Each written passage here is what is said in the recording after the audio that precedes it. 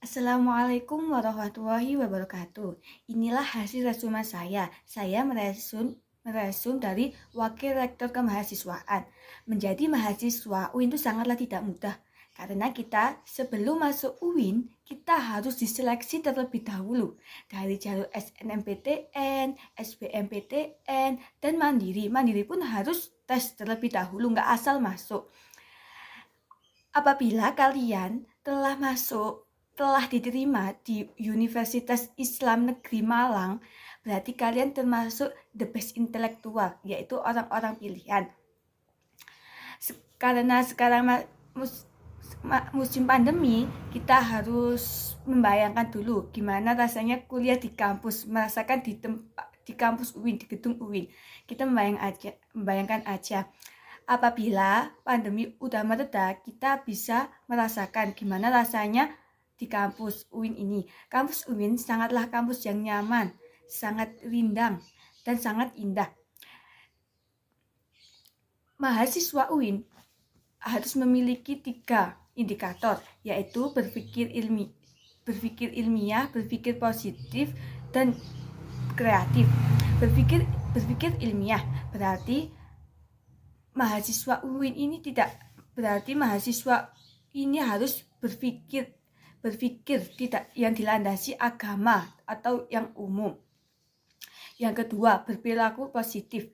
Berperilaku positif itu enggak semua mahasiswa itu enggak harus kutu buku, tetapi kita harus berperilaku positif seperti berpenampilan baik, berpenampilan sopan, berucap sopan, dan kita pun harus berakhlakul karimah kepada semua orang. Yang ketiga, kreatif. Kita harus kreatif, nggak harus belajar berpikir, tetapi kita harus melatih kreativitasnya kita. Yang kedua, kegiatan unit kemahasiswaan UIN Maliki. Kegiatannya yaitu banyak sekali, yang antara lain yaitu UKM Simfoni, Resmen Mahasiswa, Pramuka, HTK, yaitu Rumah Tafid, dan ada pula UKM Seni Rupa, Seni Religi. Yang ketiga, kelulusan S1. Kelulusan S1 yaitu melalui skor minimal 250 poin. Yang kedua, menyertakan SKKM. Dan yang keempat, beasiswa mahasiswa yaitu ada pula juga melalui presentasi akademik mahasiswa itu dan IPK tertinggi. Makasih. Sekian, terima kasih. Wassalamualaikum warahmatullahi wabarakatuh. Assalamualaikum warahmatullahi wabarakatuh. Inilah hasil resume saya. Saya meresum dari pemateri, yaitu Wakil Rektor Bagian Kemahasiswaan. Beliau berpesan, pemimpin yang besar bukan orang yang pandai merangkai kata-kata, tetapi orang yang mampu melakukan kata-kata yang diucapnya, tidak hanya asal berbicara saja. Yang kedua, pemimpin sejati bukan pemimpin yang mudah memprovokasi, tapi yang mampu membangun jati diri dan memotivasi diri sendiri. Dan tentukan mulai sekarang kalian mau jadi apa 4 tahun ke depan. Kita harus menentukan sekarang 4 tahun ke depan kita akan menjadi apa, menjadi guru, menjadi dokter, menjadi perawat, menjadi apa saja. Kita harus menentukan lebih sekarang ini. Yang ketiga, pemimpin baik adalah pemimpin yang mampu membuka pintu masa depan bagi orang-orang lain, bukan hanya menyesatkan aja, tetapi juga harus membuka pintu-pintu baik bagi orang lain. Maksudnya yaitu kita mengamalkan ilmu-ilmu agar orang lain itu masuk ke jalan yang benar, bukan jalan-jalan yang sesat. Misinya UIN yaitu mencetak mahasiswa yang berkarakter ulul albab. Kita sekarang itu harus berpikir ulul albab itu apa. Dengan misi ini kita harus pahami apa itu ulul albab. Untuk mencapai reputasi internasional harus mencapai nasional atau regional. Bahwasanya UIN Malang, kampus tercinta ini mempunyai prestasi yang luar biasa, akreditasi institut 2 kali. Dan Akreditasi A. Pengelola BTL terbaik. Peringkat 2 PTKIN Webometrik. Keempat, meningkat 3 PTKIN Jurnal Perpustakaan Unggul akreditasi A. Ya, itulah keunggulan di UIN. Dan ada pula keunggulan UIN, yaitu ada ma'hadnya, berbeda dengan yang lain, dengan universitas yang lain. Di ma'had kita nggak boleh kayak di ma'had itu kayak kos-kosan, tetapi kita di ma'had belajar tentang ilmu agama. Sekian, terima kasih. Wassalamualaikum warahmatullahi wabarakatuh.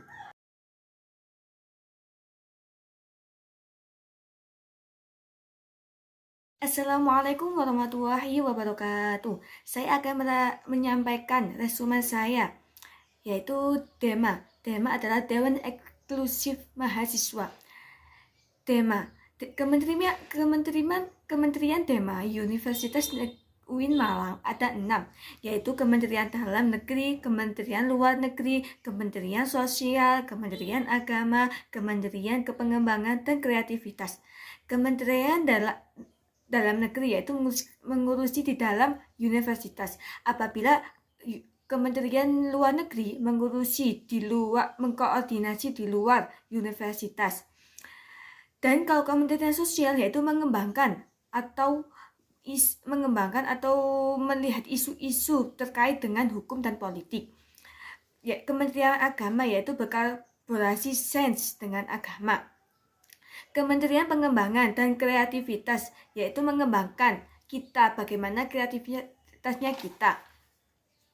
DEMA Dewan Eksklusif Mahasiswa itu ada 2 lingkup, yaitu lingkup universitas dan lingkup fakultas. DEMA UIN Malang berfungsi sebagai pelaksana program kemahasiswaan. Yang kedua, sebagai lembaga yang mengkoordinasikan dan pelaksanaan kegiatan mahasiswa. Tugas-tugas Dewan Eksklusif Mahasiswa UIN Malang yaitu melaksanakan program kerja organisasi yang sudah disepakati oleh semuanya. Yang kedua, mengkomunikasikan dan menginformasikan kegiatan-kegiatan mahasiswa. Yang ketiga, melaksanakan koordinasi dan melinkronasikan kegiatan-kegiatan mahasiswa. DEMA, itulah tugas-tugas DEMA. Program kerja yang prioritas DEMA yaitu sahabat desa, seperti mitra dan UKM. Terus ada juga Sapa Sekolah, yaitu mempromosikan sekolah-sekolah di Malang agar menjunjung tinggi universitas kita.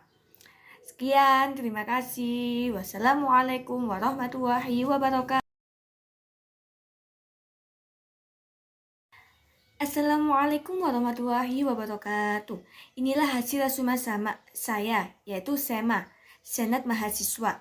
Senat Mahasiswa adalah organisasi mahasiswa UIN Malang yang berperan sebagai lembaga legislatif yang mengkoordinasikan DEMA, UKM, dan HMJ. Tugas SEMA yang pertama yaitu mengawasi dan mengontrol DEMA Universitas. Yang kedua, memberikan persetujuan setiap kegiatan yang dilaksanakan oleh semua organisasi-organisasi. Ketiga, memberikan pengesahan setiap laporan pertanggungjawaban, yaitu mempersetujui apa yang akan diselenggarakan oleh organisasi. Wewenang SEMA Universitas, yaitu memberikan mandat untuk pelaksanaan pemilah, yaitu pemilihan DEMA. Yaitu kayak seperti di SMA itu pemilihan ketua OSIS. Yang kedua, mengawasi pelaksanaan hasil-hasil SEMAU. Persyaratan masuk DEMA atau SEMA yaitu terkait IPK minimal 3. Lebih dari 3, kurang dari 3 maka tidak terdaftar dalam SEMA DEMA. Memiliki ekstra kepengurusan SK. Ketiga, siap terikat komitmen, yaitu menyiapkan organisasi kemahasiswaan. Sekian dari saya.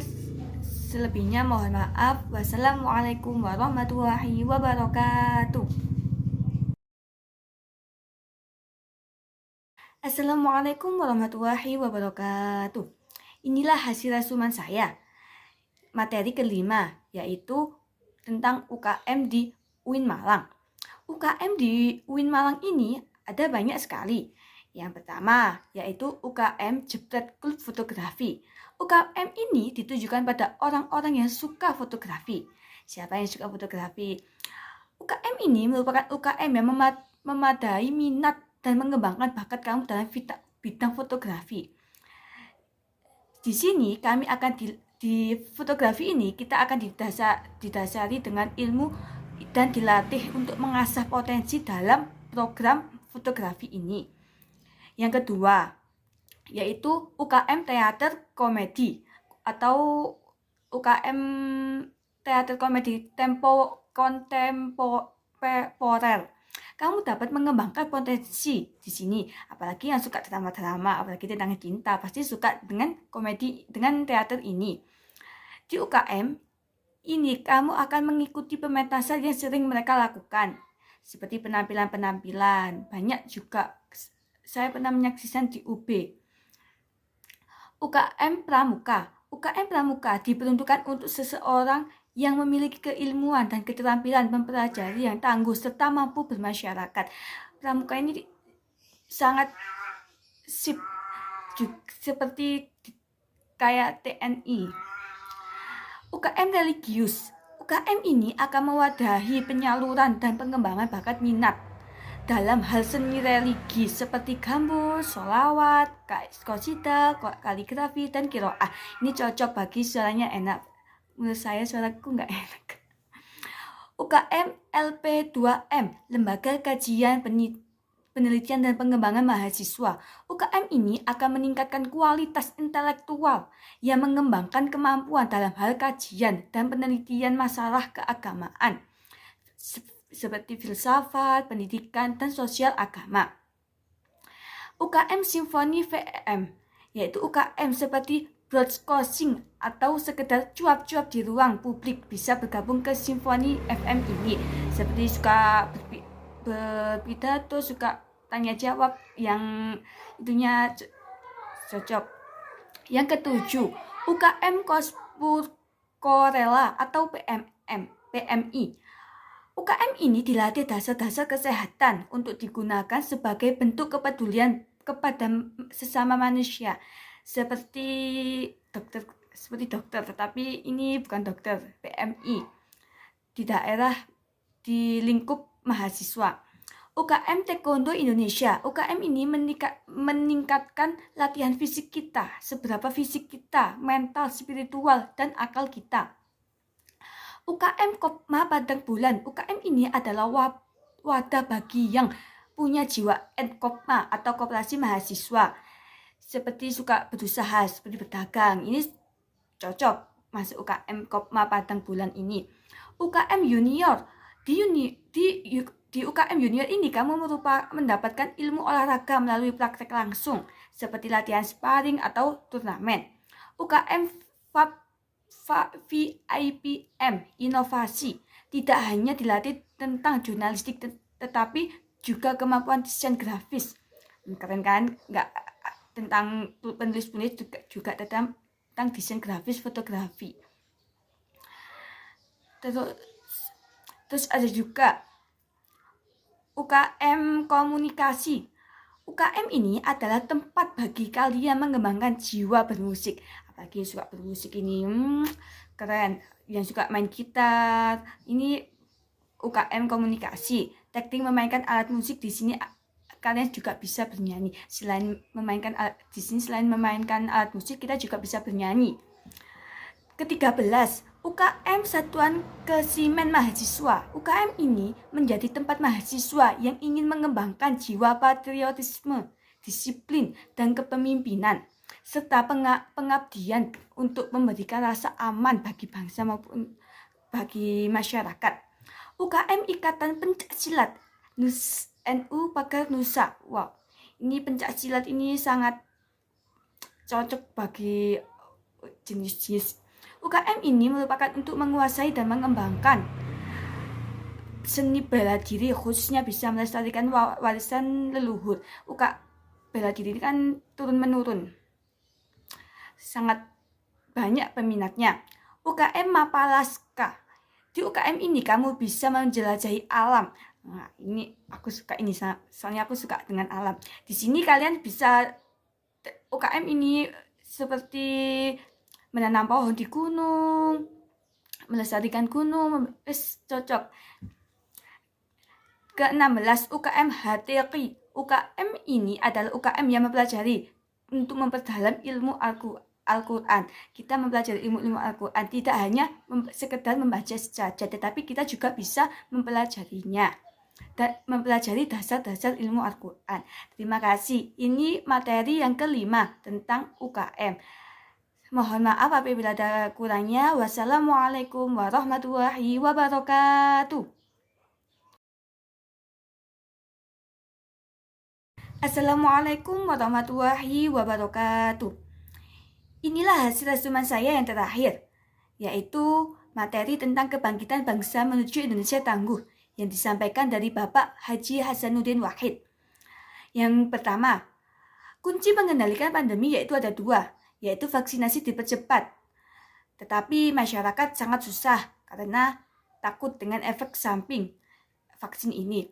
Yang kedua, disiplin berprokes. Berprokes ini yaitu ada 5 prokes yang disebut biasanya 5M.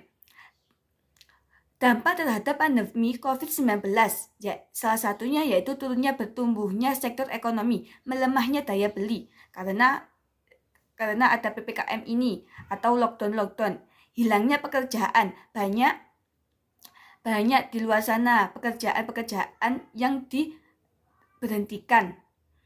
Sektor pendidikan, banyaknya putus sekolah, anak harus bekerja karena tidak mempunyai biaya untuk membayar sekolah karena banyak pekerjaan yang ditutup. Kekerasan pada anak dan risiko eksternal, penurunan capaian belajar. Sektor sosial, meningkatkan angka kematian, dan yang kedua meningkatkan angka kriminalitas.